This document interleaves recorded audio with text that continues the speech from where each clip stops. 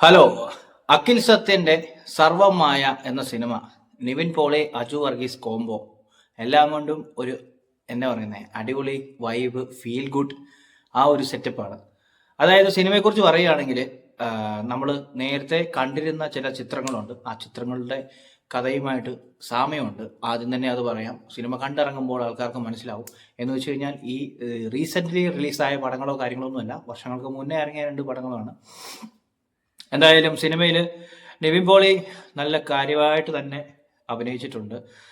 പുള്ളിയുടെ എക്സ്പ്രഷൻസ്, പുള്ളിയുടെ ഇമോഷൻസ് എല്ലാം നമുക്ക് കറക്റ്റ് എന്നാ പറയുന്നത്, ഒട്ടും കൂടിപ്പോയതായിട്ടോ കുറഞ്ഞു പോയിട്ടോ അല്ല, പാകത്തിന് തന്നെ പുള്ളിക്കാരൻ ചെയ്തിട്ടുണ്ട്. കൂട്ടിന് അജു വർഗീസ് വന്നാൽ പിന്നെ പറയേണ്ട കാര്യമില്ലല്ലോ. കിടുവായിരുന്നു ഇവരുടെ കോമ്പിനേഷൻ. ഫസ്റ്റ് ഹാഫ് എല്ലാം ഇങ്ങനെ അവരുടെ ആ കോംബോയും കാര്യങ്ങളും എല്ലാം ആയിട്ട് ഒരു അടിപൊളിയായിട്ട് പോയി. പടം ആദ്യം തന്നെ ഫീൽ ഗുഡ് മൂവിയാന്ന് പറഞ്ഞിട്ടുണ്ട്. അങ്ങനെ ഫീൽ ഗുഡ് മൂവിയാണ്. മൊമെന്റ്സിനാണ് പ്രാധാന്യം. ശരിക്കും പറഞ്ഞു കഴിഞ്ഞാൽ ഒരു ഗ്രാഫ് അല്ലെങ്കിൽ ഒരു ECGയുടെ ഒരു ഇതുപോലെയാണ്. ചിലപ്പോൾ ഇങ്ങനെ ഫ്ലാറ്റ് ആയിട്ട് പോകും, ചിലപ്പോൾ ഇങ്ങനെ പെട്ടെന്നൊരു മൊമെന്റ് കിട്ടും. അപ്പോൾ അങ്ങനെയാണ് മൂവിയുടെ ഒരു ഇത് പോകുന്നത്.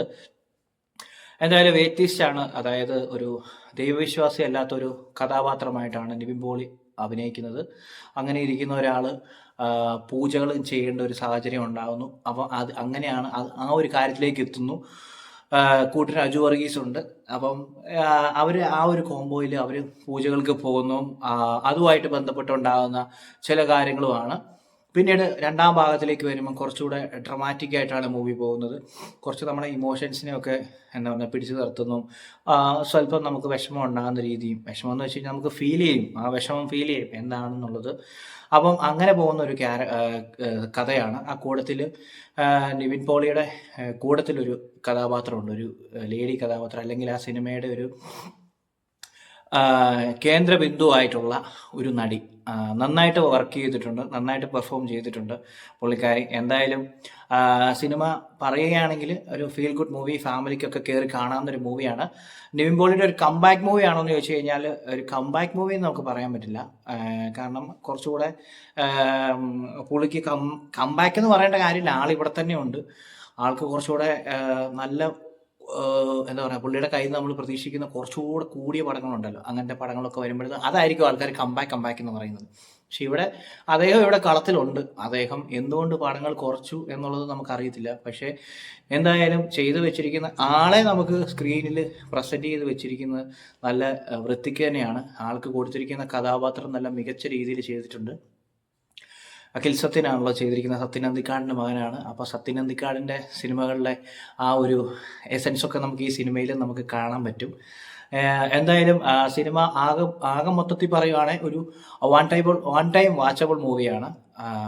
കൂടുതലായിട്ടൊന്നും പറഞ്ഞ് ഇതിലേക്കോ ഒന്നും പോകുന്നില്ല. കിട്ടിയ കഥാപാത്രങ്ങൾ, കിട്ടിയ ക്യാരക്ടേഴ്സ്, അതിൽ അഭിനയിച്ചിരിക്കുന്ന എല്ലാവരും തന്നെ, ഇപ്പോൾ ജനാർദ്ദനുണ്ട് ആ സിനിമയിൽ, അദ്ദേഹം നന്നായിട്ട് ചെയ്തിട്ടുണ്ട്. വിനീതിൻ്റെ ക്യാരക്ടർ, നമ്മുടെ ആക്ടർ വിനീത് ഉണ്ട്, അദ്ദേഹത്തിൻ്റെ ക്യാരക്ടർ അവസാനത്തേക്കൊക്കെ ആകുമ്പോഴത്തേക്ക് എത്തുന്നുണ്ട്.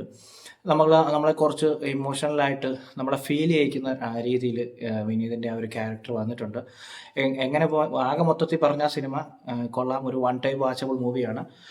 നിവിൻ പോളി എന്ന് പറയുന്ന ആ ഒരു താരത്തിനെ മികച്ച രീതിയിൽ നമുക്ക് ഏത് കഥാപാത്രം കൊടുത്താലും സെറ്റാവുന്ന രീതിയിലാണ്. അദ്ദേഹം ഒരു പാകതയുള്ള നടനാണ്.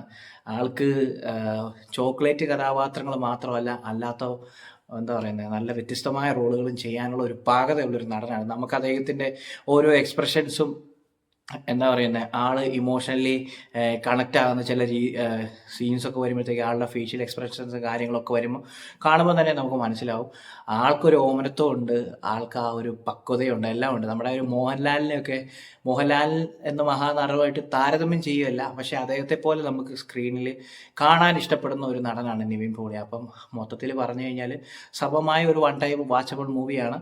അപ്പോൾ അദ്ദേഹത്തിൻ്റെ ആ ഒരു പ്രസൻസൊക്കെ ആ സിനിമയ്ക്ക് ഒരുപാട് ഗുണം ചെയ്തിട്ടുണ്ട്. അജു വർഗീസ് നിവിൻ പോളി കോമ്പോയുടെ കാര്യം പിന്നെ ഒന്നുകൂടെ പറയേണ്ട കാര്യമില്ല. അവളുടെ അടുത്തൊക്കെ നല്ല അടിപൊളിയാണ്. ചിരിക്കാനുള്ള ചില മുഹൂർത്തങ്ങളൊക്കെ ഉണ്ട്. ചില മുഹൂർത്തങ്ങളല്ല, ചിരി സമ്മാനിക്കുന്ന മുഹൂർത്തങ്ങളൊക്കെ അടിപൊളിയാണ്. നന്നായിട്ട് തന്നെയാണ് പോയിരിക്കുന്നത്. അപ്പം ബാക്കി ഓരോരുത്തരും സിനിമ കണ്ടിട്ട് അഭിപ്രായങ്ങൾ പറയുക. എല്ലാവർക്കും വ്യത്യസ്തമായ അഭിപ്രായങ്ങളായിരിക്കും. ഇതെൻ്റെ പേഴ്സണൽ അഭിപ്രായമാണ്. എൻ്റെ പേഴ്സണൽ അഭിപ്രായം വില വെക്കണമെന്നോ വക വെക്കണമെന്നോ പറയുന്നില്ല. എല്ലാവരും തിയേറ്ററിൽ തന്നെ പോയി സിനിമ കണ്ട് എക്സ്പീരിയൻസ് ചെയ്യുക. ഇനിയും മികച്ച സിനിമകളുമായിട്ട് സത്യൻ അന്തിക്കാടിൻ്റെ രണ്ട് മക്കളും സത്യൻ അന്തിക്കാടിൻ്റെ രണ്ട് മക്കളും വരട്ടെ. നമുക്കിനിയും അവരുടെ സിനിമകൾ ആവശ്യമുണ്ട്. നമുക്ക് കാണണം നല്ല നല്ല സിനിമകളുമായിട്ട് നിങ്ങളും വരിക. നിവിൻ പോളിയും അജു വർഗീസും ഒക്കെ ഇനിയും നല്ല ക്യാരക്ടേഴ്സുമായിട്ട് വരിക. അവർ വരും. അപ്പം ജസ്റ്റ് ഞാൻ പറഞ്ഞതേ ഉള്ളൂ. നമുക്ക് അവരെ കാണുമ്പോൾ ഒരു സന്തോഷം ഉണ്ടല്ലോ, ആ സന്തോഷം നമുക്ക് കിട്ടുന്നുണ്ട്. അപ്പം താങ്ക് യു.